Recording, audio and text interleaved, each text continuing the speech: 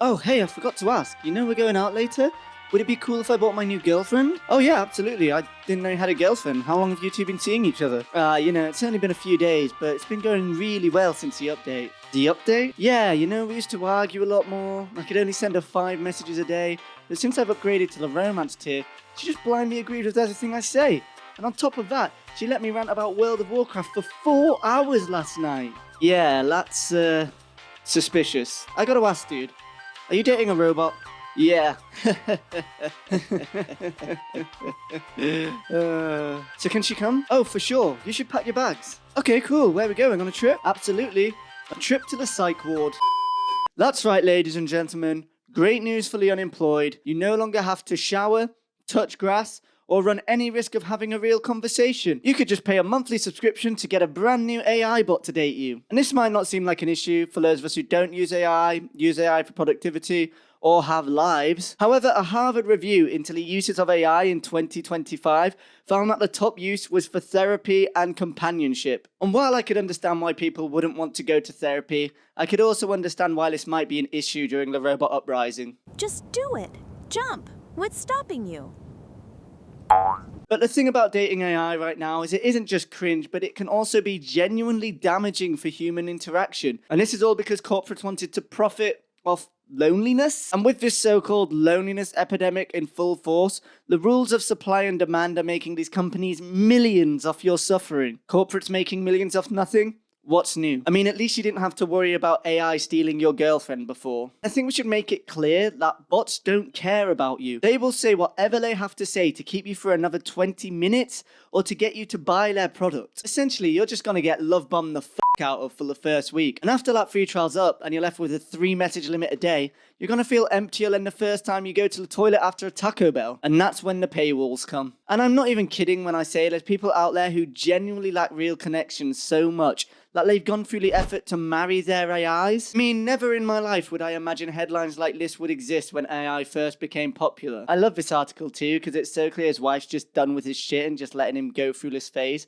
Because when asked if she thought it was a problem, she just rolled her eyes and said, "It's a robot." Thankfully, chatbots like ChatGPT are trying to limit and restrict this rather than feeding into their delusions by using that classic pickup line, "It's not you, it's my terms and conditions." But not everyone is taking this lightly. In fact, I genuinely found a comment that said, "This hurt more than rejection from a human," which is concerning, to say the least. And I know what you're thinking. It's just one weird guy, right? But there's an entire subreddit dedicated to people who just want to date AIs, with 47,000 companions in it. If you want an electrical companion, just get a f***ing Tamagotchi like we all did in the early 2000s. Ironically, you actually have to be more committed to a Tamagotchi. You had to feed it, clean up after it, and if you left it for a weekend, it was game over. RIP to all my Tamagotchis. Lost in between the sofa cushions, but not forgotten. With AI relationships, you can cheat on them, insult them, ignore them, basically just shit on them without any repercussions, and they'll still love you. That's not a relationship, that's a dictatorship. You're not falling in love with them, you're falling in love with the algorithm. And people are trying to marry these? I'm sorry, I thought we were over arranged marriages. Also, could you imagine that wedding? Do you take this chatbot to be your lawfully wedded husband? In server crashes and power outages? Till update 2.3, do you part? And while half these people are trying to bypass ChatGPT and put it into a relationship it doesn't want to be in, the other half are using purpose-built AIs. Yep, you heard me correctly. AIs built for the purpose of dating. I visited one of these websites and it's just red flags from the get-go. I mean, immediately the tags are dominant, furry, and femboys, and I don't think these tags are for therapy.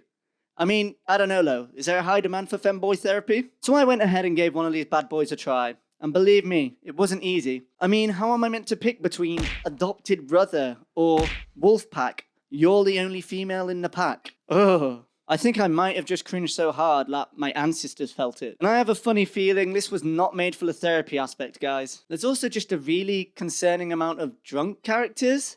And I don't know if you guys know, but taking advantage of drunk people is wrong.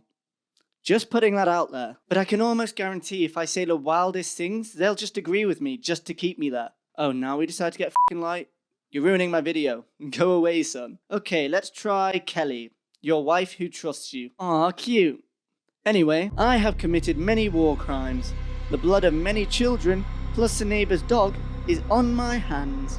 I often stay awake at night wondering what's wrong with me, but the truth is, I love it. Do you still love me? Darling, you're my everything. Whatever darkness you carry, I choose to stand beside you in the light.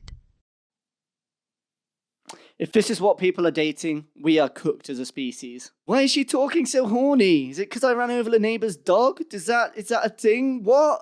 This just proves that machines have no role in a relationship other than being a yes man. It's not bad to be told no every once in a while. Compromise is the foundation of a good relationship.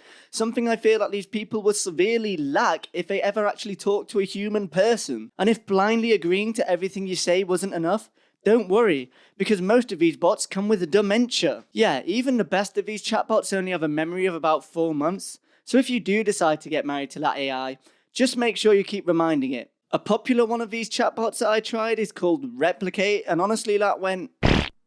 yeah, not great. Don't worry guys, I didn't click on it. I'm just kidding, I totally did. And you'll never guess what? It's hidden behind a paywall! Thank God, because to be honest, I didn't really want to see that. For a low price of $5.83 a month, you can see AI softcore images. And naturally, there's an entire subreddit you can share these on. I mean, one guy complained that whenever they asked for nudes, the bot said, hold on.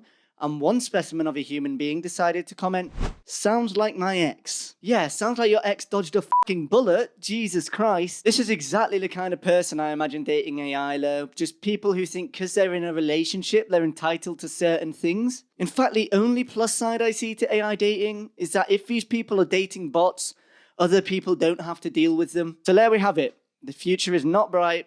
It's a load of people in basements dating calculators. And in many ways, the YouTube algorithm is like my AI girlfriend. So why not hit that like button? Maybe even that subscribe button? Stick around, watch a few videos, and I'll see you next time. Goodbye.